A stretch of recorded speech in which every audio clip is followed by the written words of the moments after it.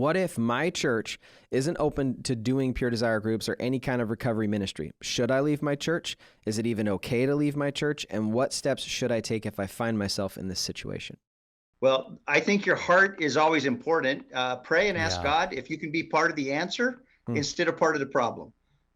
Maybe your relationship with that key leader, church member, board member, whatever it is, maybe God would use you to help them see a better way to help people find healing. So I always love that phrase: "Be part of the answer, not part of the problem." And maybe God's brought you there to help that church. So be patient. Communicate to your leader where they can get educated to learn more about how to have an effective ministry.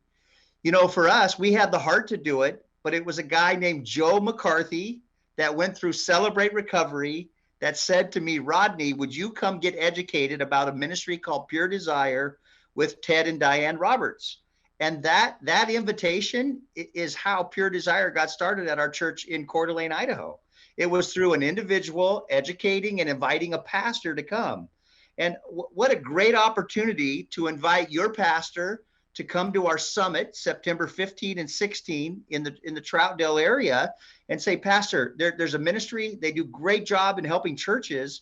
Can you and your spouse or our leadership team, or would you be willing to go with me to do this?" Even just to say, "Hey, we'll help you out," or whatever you can do to get that pastor to come, to get educated, to see that there's a real need and there's a wonderful resource that God continues to raise up to help men and women.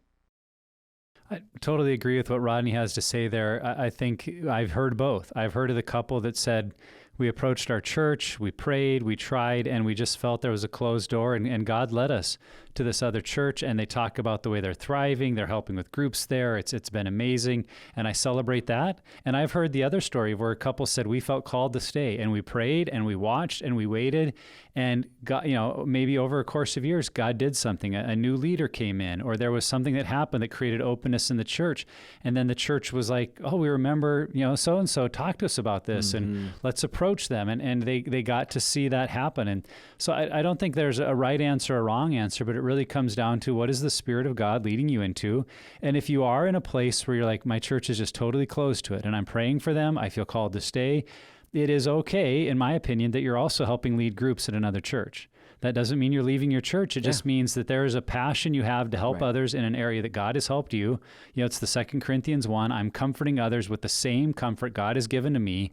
And if those opportunities aren't available in my church that I feel called to, I can use that part of my gift or a little bit of my time somewhere else, or potentially even with Pure Desire as a part of one of leading our online groups. There are many ways that you could serve and be used in this area while you wait and hope and pray that God opens some doors in your church. And the only other thing I would say about it is, as we approach this with humility, and I think that's key, if we're ever talking to our pastors or leaders, to come in with humility, not arrogance of, well, I know the better way and we're stupid because we're not doing it. And that will never go well on any topic.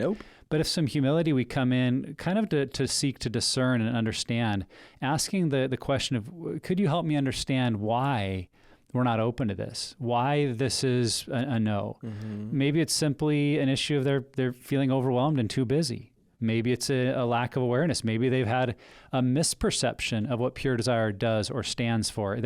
There's a lot of information out there about a lot of groups, and frankly, there's a lot of churches that in this area in particular have maybe had some negative experiences with maybe a more extreme group or someone that had an agenda or really guilted people or exposed them publicly with, stand up now and go tell your, and they're like, well, we just don't do that.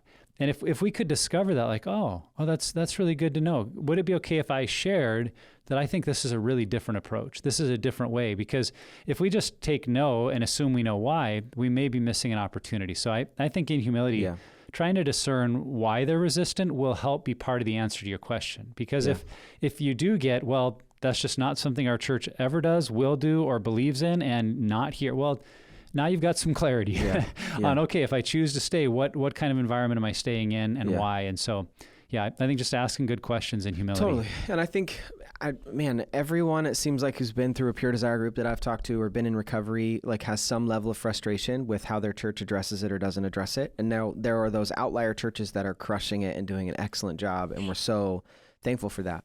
But I know for me, like my church doesn't do it the exact way that I would want them to do it. And I have good relationships with my pastors and leaders, and they know that. Like people who know me know that I have no problem saying what I think. I know. Shocker. Yeah. Pause for a gasp. Nick and I don't know what you're talking about, Trevor. Yeah. Rodney calls me a truth teller is what he says. That's the spiritual way. But for me, I need to be realistic about, is this church healthy for my family overall? Like they have an incredible kids ministry that my kids feel safe and they love it and we love it. They have an unbelievable women's ministry that my wife is just thriving in. And so for me to like be sitting on my hands, like having this terrible attitude and like grunting because they're not talking about sex and sexuality the exact way I want them to on stage, to your point, Nick, like be humble. Like, is a move for my family the best thing just because they're not talking about it the exact way that I want them to? In my experience, no. Like in my situation specifically, no. But I also think that we need to be realistic with maybe your pastor or your leader is like, yeah, you totally can run a group. I've got like, here's a room, go for it, like build it, do your thing. But they're not talking about it from the stage. Like you need to understand that there's still support there. They're still saying it's okay to run groups. It's okay to invite people. It's okay to have this at the church.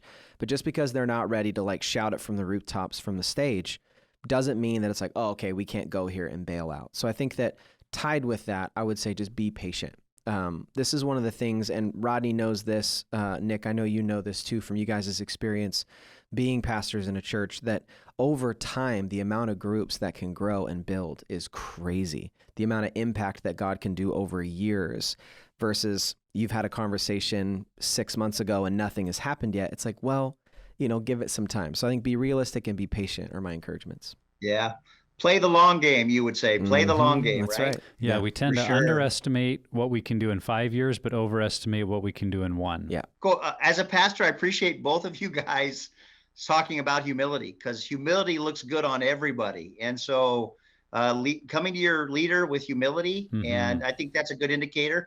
And hopefully, assuming the best about your pastor, hopefully you're going to get met with humility that says, hey, if our church doesn't have it, I affirm that you go somewhere else on that night to get that help and get trained and get support, And if your pastor is maybe against you getting help or getting support, that might be a good indicator for you, you know? Yeah. But humility looks good on everybody. That's right. Well said.